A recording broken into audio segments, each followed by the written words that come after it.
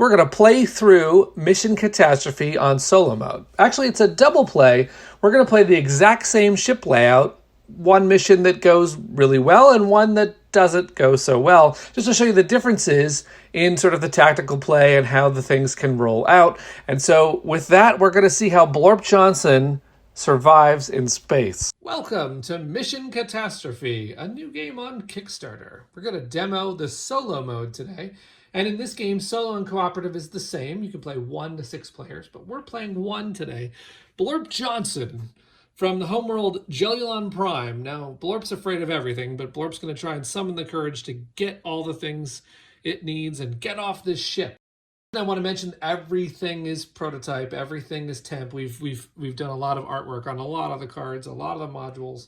The ship integrity board doesn't look like that anymore. So it's definitely a prototype. It's got resin minis from our friend Mike DePasquale, who gave these to us, and I painted them crudely just to get you a flavor of what kind of pieces are in the game, but it's all going to be better and more improved than this. Your mission is to gain an oxygen tank, power pack, navigation code so you know where you're going, and food rations, snacks for the way home. And you're going to need to get all 4 resources, figure out which one of these pods works, set the fuse correctly, and then get onto that pod with a remaining action before the ship blows up. And the ship can blow up with a chain reaction of events. And not only that, but in solo mode and cooperative mode, you also play with a scenario. And today's scenario is the Marauders, these 2 pirates that have boarded the ship and are trying to wreck it and steal everything that Blorp has. And we're playing with other minis from the game as our Marauders. So Gizmo is playing the tall Marauder, and TikTok is playing the small Marauder. And we'll roll in a minute to put them on the ship. But basically, they're going to make this hard. And in addition to that, I've decided to play on hard mode, which we'll go over what that means, but one of the things it means is that if I'm ever sucked out into space or face death, it will be a game over scenario. In addition to that, the engine room and the life support will be harder to navigate as well.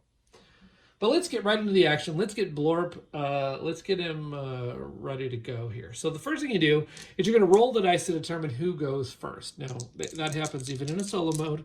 Well, I hope I go first. And I roll a 3. Now, the die roll corresponds, all these modules have a number. And so I roll a 3, and that actually hits maintenance for 1 damage. Now the ship integrity board, which again, temp, will definitely be cooler, but it has all of this, it can stand all this damage in green, then yellow, then red. And as we take damage, we'll be tracking it on that board. If it ever gets to the center, that's game over. Now, maintenance, which got hit, is still functional. It still works because it has 2 cubes. If you ever lose the second cube, it's no longer working. And if you lose the third, it is now exposed to the vacuum of space. So that what starts the game as we roll to see who goes first. Lowest roll will go first. That's going to be us, Blorp Johnson. We also rolled now for the Marauders. The small Marauder rolled an 8, which actually damages navigation, because in this game, every time you roll, you damage. And that's where the small Marauder starts.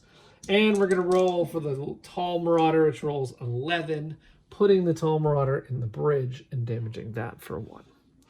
Now, we've actually played a couple times today on this map with this scenario, but have died several times. So I'm going to make, so you have options when you're playing the Marauders. You can either play where 1 Marauder moves at the end of your turn, at the end of every player's turn, or you can play that both Marauders move at the end of every turn.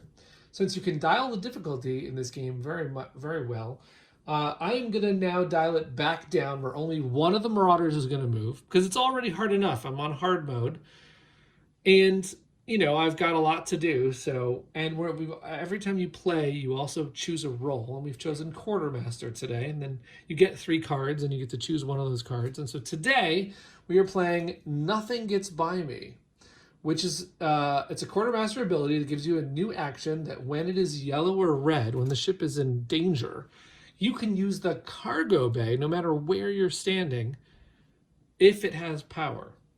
So at the start of the game, one of these cards is going to be in the cargo bay, which turns out to be a spacesuit. And we're going to also deal every player, that's us, 3 cards. We got a remote repair, we've got an override, and we've got a hack the bridge. The override's an interrupt card, and it also has a special use in this scenario.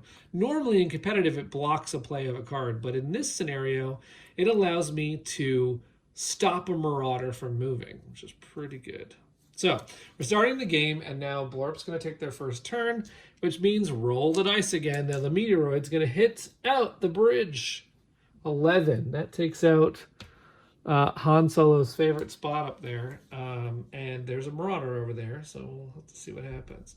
But Blorp now has 3 actions, and it's looking pretty good because the damage is all over there, and we've got plenty of engine room to go explore, so we're going to run down to the engine room. Let's just get this done. Let's go 1 action, 2 action, and then while we're in the engine room, we're going to go ahead and spend the last action to use the engine room, which means to grab a power pack. And that is 1 of our 4 cards. We have a hand limit of 7, but we got plenty of room left. Now, at the end of our turn, 1 of the Marauders will move, because that's the scenario I've decided to play. So the small Marauder will be trying to get to me in the shortest path possible, but when there's a tie, we'll go towards the lower of the 2 numbers. That's why it's the small Marauder. And then the larger one, if that had a tie, will go towards the larger of the 2 numbers. That's why it's the tall Marauder. It'll go high, the other one will go low. If I move the tall Marauder, it'll walk into sensors and damage that one. If I move the small, it'll go into lab and damage that one. Since I don't really mind them staying closer together, I think I'm going to move the tall Marauder and damage sensors. So that's a pretty safe move. It comes back to me. I have to roll again for meteoroid damage, and I roll a 9, damaging one of my favorite rooms as the quartermaster, which is the cargo bay. All right, 3 actions for Blorp Johnson. It would be a pretty easy move to walk into life support and grab a oxygen tank, so I think that's the way to go. Boom. We're getting this done. 3rd action, take the oxygen tank. We're halfway there with our resources. All right. Now we move the Marauder, and we're going to choose whether it was the small one or the tall one. Let's move the small one. Take out 1 for the lab. This is going to get dangerous if that blows up. There's cascade damage in this game, so if this was to run out of all of its cubes, it would blow up the escape pod, and it will also blow up all adjacent rooms for 1. And so if these 3 degrade at the same rate, a whole ton of cubes will go. So we have to be very careful. But it's again our turn. We're going to roll the dice. Ooh, another 9. The cargo bay is now officially offline. That is too bad. But better the cargo bay than life support or engine room, which definitely have some key problems in this scenario. All right. Well, they're not catching up to me yet, so I think a shot down to the greenhouse is in order. I'm going to take 1 move to the teleporter, and the action of the teleporter is to go to any other module. So boop, we're going to get down to the greenhouse just like that. That was 1, 2, and we're going to grab the food rations. Wow, we are on a... I don't want to get too excited because this could go badly, but 3 cards out of our 4 is pretty good. Now, the Marauders move. I could negate it, but I think I'm just going to let that... I think I'm just going to let that small Marauder go into crew quarters, which is not a room that we can normally use. So I like it. Now it's a roll for Blorp Johnson. The meteoroids crash into the ship in number 3, which is maintenance. Now maintenance is now down. The power of maintenance is it can repair remotely, but it's no longer working. And it has set up a dangerous combo over here. So we're definitely going to want to start repairing stuff, and we do have a remote repair. But we also want to be careful to get in a good position to deal with this Marauder that's coming at us. All right, I think the way that I'm going to play this is I'm going to walk 1 to operations and use the power of operations. Now, operations allows you to draw 3 cards and then pick 1, put the other 2 on the bottom. Quick thinking allows us to interrupt even the meteoroid or a Marauder's turn and do something. Spacesuit allows us to put that on and then we're immune to the vacuum of space. And override, we explained, to stop some marauder, which is pretty good right now. I mean, I could stop these marauders several times over. I think I'm going to take the override, put these two cards on the bottom, and I am just going to go into massive stopping of marauders here. So that was 1, 2 to use the room. We're going to go ahead and step on the teleporter for our third action. And then when the marauder goes, which would be, we'll activate the small marauder, but we'll actually override it so it doesn't actually know what it's doing. All right, we use the ship and we roll again. This time, life support takes a hit. Not a critical hit, though, so life support's still fine. All right. Doing okay here. Now, the resource that we still have to get is navigation codes. It's pretty much right in the center of it. The other way we could go is we go to lab and throw 3 cards away to get the navigation codes. But I mean, if we're going to do that, we might as well go there. And frankly, I've got the way to do it with the teleporter, because the teleporter's action is to go anywhere. So we're going to go pop over to navigation, use navigation. So we have all 4 now and the ability to stop that thing. But we got to set the bridge. I do have hack the bridge. That's a good card. That is going to allow me to set the bridge remotely. So I don't have to walk all the way down there. I can actually set the bridge. It's pretty cool. Huh. So should we... which pod are we going to get out on here? Should we like look at what this pod is and stay right here? Or should we look at what that pod is? I kind of like looking... but this marauder is going to come in maybe eventually. Got to think about this. See, we got all 4 cards, which is great. We're going to stop that marauder from coming. So we'll have 1 more turn. The engine does have power. I say we set the one, we look at the one. Okay, let's look at the one right next to us. So we're going to look at this escape pod for our last action of the turn. It is D. So we know we need to set the fuse to D. And in a solo play, that's all you're worried about is one of these things. So now we went 1 action, 2 action to grab the navigation, 3 to look at the escape pod. So it is the Marauder's turn, and I have 1 more override left. So we're going to stop the tall Marauder from moving. You can see that if I was playing the severe version of it, the small Marauder would still go, and it would still be dangerous. But now the tall Marauder does not move. Comes back to my turn. I roll the dice. It is a 5. Uh-oh. Now the ship does not have oxygen, because life support is out of power, which means it has no oxygen, and it means oxygen shuts down on the entire ship. But in this mode, you have your turn and until the end of your next turn to restore that oxygen. So I think I'm just going to get out, because I know what this pod is, and I have a hack the bridge card. So for my first action, I'm going to hack the bridge and set it to D. And then for my second action, I am going to escape. We actually got out because the engine room stayed full of power. I was able to stop the Marauders from doing what they did. I was able to grab enough resources. Blorp Johnson walks away a hero on this mission, which is the first time out of, I think, 5 times I've played today that we actually survived. And I think it's because we dialed the Marauders down and got a little lucky on the way the damage happened. But I'm going to attach another video right after this showing another way that this scenario can go, just so you see how bad it can get as well. But thanks for watching Mission Catastrophe Solo Mode. It is possible to get off the ship. Woohoo! And take that, Marauders. I'm out of here. Thanks for checking it out. Mission Catastrophe. We're playing Blorp Johnson from the homeworld Jellylon Prime, and Blorp is afraid of everything, but we're going to see if he could get the guts to get the resources and get off the ship before it's too late. I've chosen to be the quartermaster, and I've chosen one of the 3 cards, which is Deep Pockets. It's kind of funny for Blorp Johnson to have deep pockets. He's actually just stuffing things in his blob body there. But what that card says is that when the ship integrity goes to yellow, I'll get an extra card in my hand limit, and when it goes to red, I'll get another card. If I even get that far. But that'll help me hold some cards at the end, because normally you have a hand limit of 7. You roll the dice, even for determining start player, you damage the ship. So we rolled a 6, and that actually corresponds to the greenhouse, which is 6. So we remove 1 cube from the greenhouse and put it over there on the integrity board. We can actually handle enough damage all the way to the red, but then it will blow up. And damage can cascade in this game, so it can start to really snowball. But right now, 1 damage on the greenhouse, it still works. But before we start, the Marauders are also going to roll and actually place themselves on the ship. There's a common 7.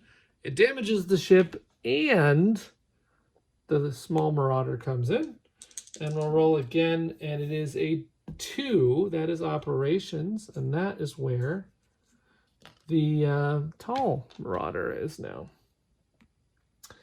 Now, in the Marauder scenario, you are allowed to play where you move one of the Marauders at the end of your turn, or you move both of the Marauders at the end of your turn. And because I am I'm just looking for punishment, I'm going hard mode, and I'm going to be moving both Marauders. This probably will not end well for Blorp Johnson. But let's see what happens. I'm going to roll now my first roll of the game. That other roll was just to determine start player. Now I rolled a 7.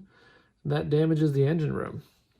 In addition, it only gives me a chance to explain hard mode. Now, the engine room actually only has 1 cube on it, which exposes the little battery icon, which means it doesn't have power.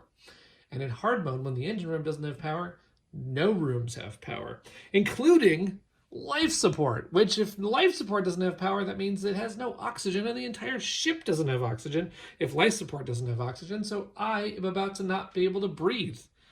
Blorp Johnson has this turn and to the end of next turn to fix life support, or he's dead.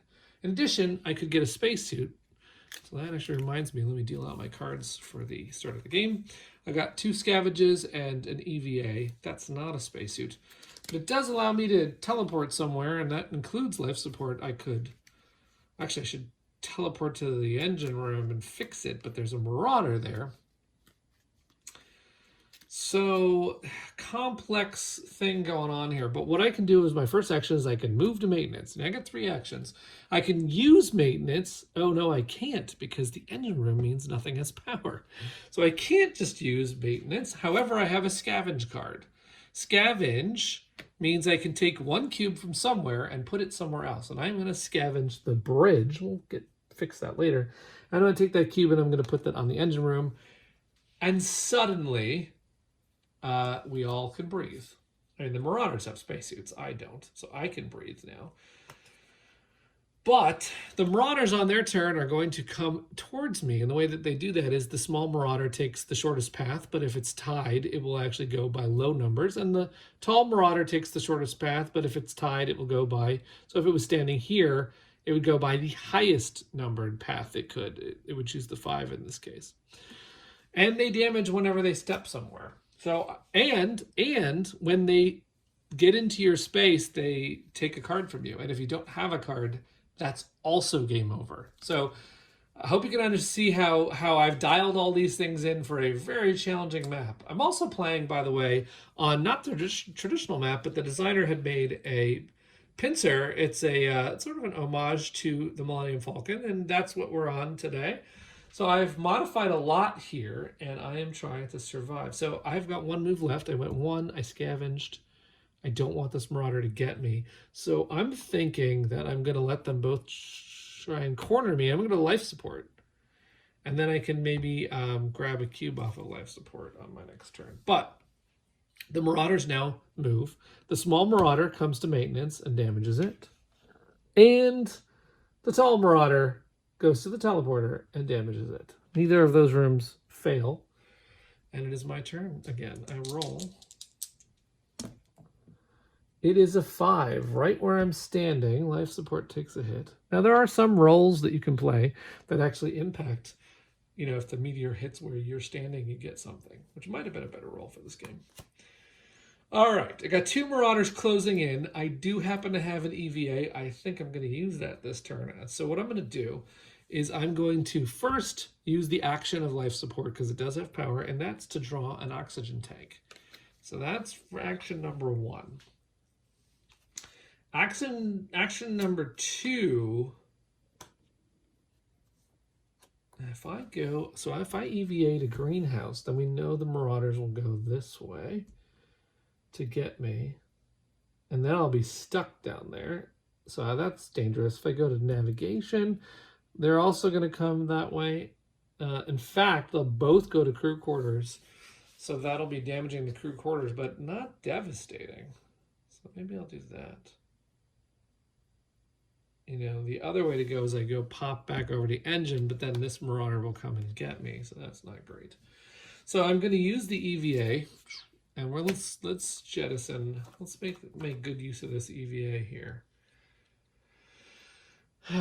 Do we need? I guess we'll go to navigation. That's 2 actions. And third action, I'm going to draw first, even though I could grab a navigation codes card. I think I'd like to have some options. Oh, look, that's another EVA. So that's handy. And now the Marauders go, and this Marauder, the small one, goes towards the smallest number if it's tied, which it is. So it goes to crew quarters. It damages crew quarters, and then this one goes the highest possible way, but 1, 2, 3 is the shortest path, so it'll go like that. They both damage crew quarters, and it is my roll again. Luckily, you can't roll crew quarters because it's a 1. That's one of the reasons why I let them do that. And the cargo bay goes and takes a hit. Cargo bay, you can look through the discard pile. Right now, I should seed the discard pile. There's a remote repair in the discard pile. And I'm in navigation. Now's the time to grab a navigation code. So I have 2 of the 4 things that I need. And I have an EVA, so if I let them get close enough to me, I can then pop out of here.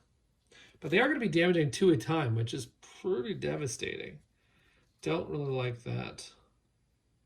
The power of the lab is that you can take a resource and turn it into 3 cards, or take 3 cards and turn it into a resource.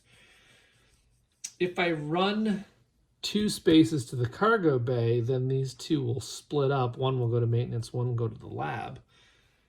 That could be good. Just split them up again. But I will say that while they are moving as a pair, I know what they're up to. So I'm going to let them do it. I grabbed the navigation codes for my first action. I think for my second action, I will draw a card.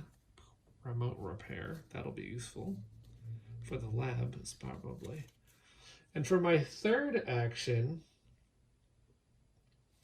I will go to sensors. Now, the power of sensors is to look at any of these escape pods and see what their letter is.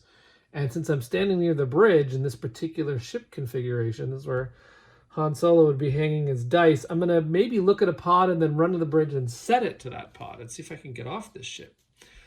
But that's 3 actions, and the Marauders now do their thing, and they both move to the lab, which hits it twice.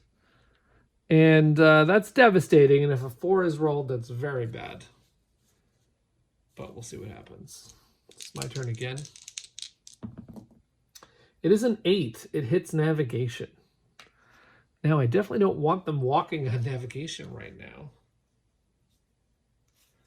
But there's a way to maybe do this.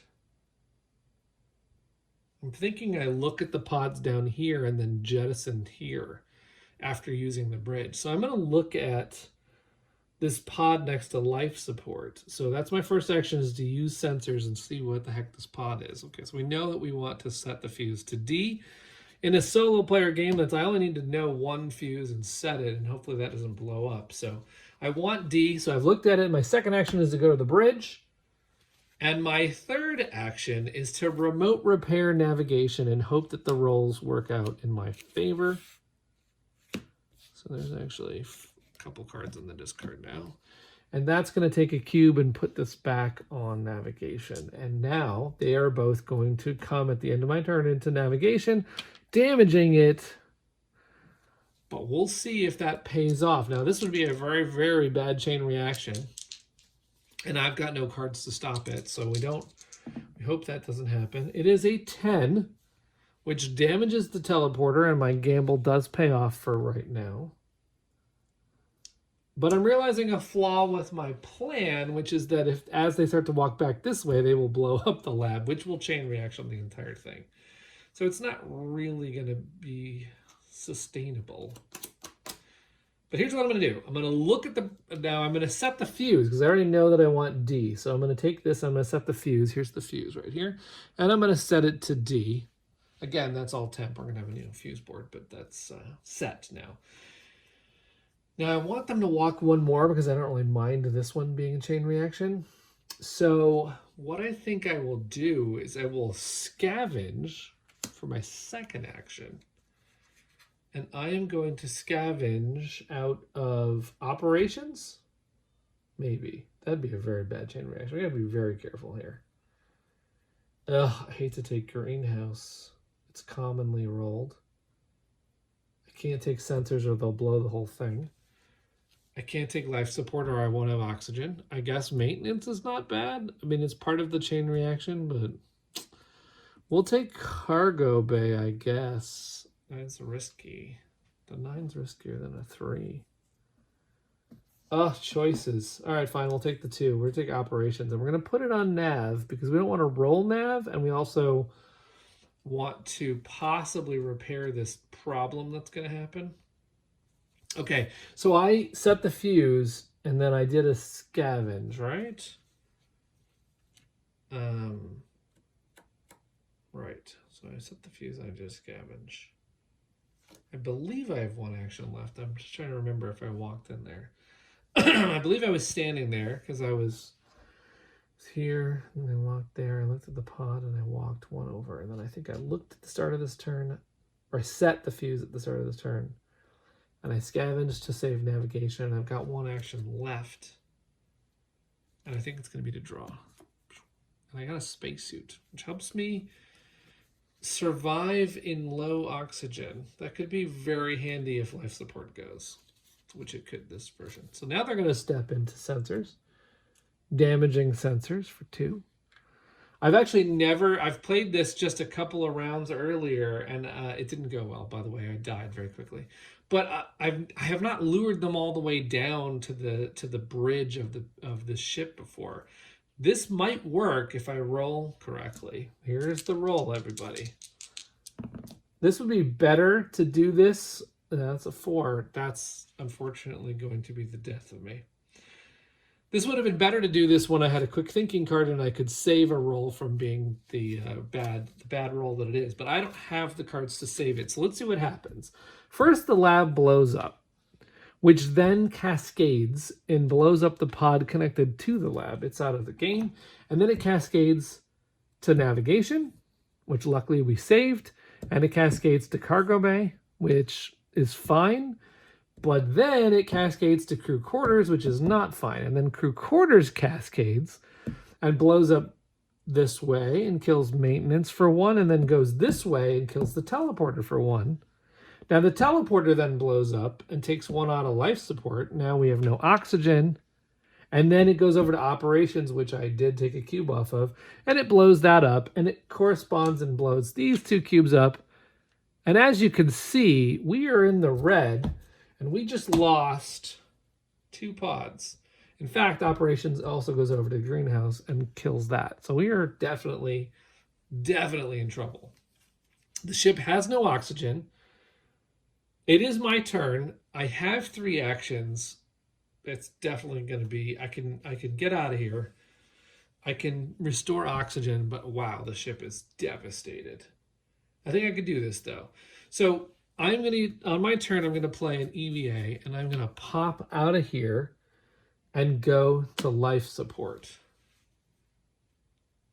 And then I'm going to fix life support so that now we have oxygen, and I don't have to spend my spacesuit just yet.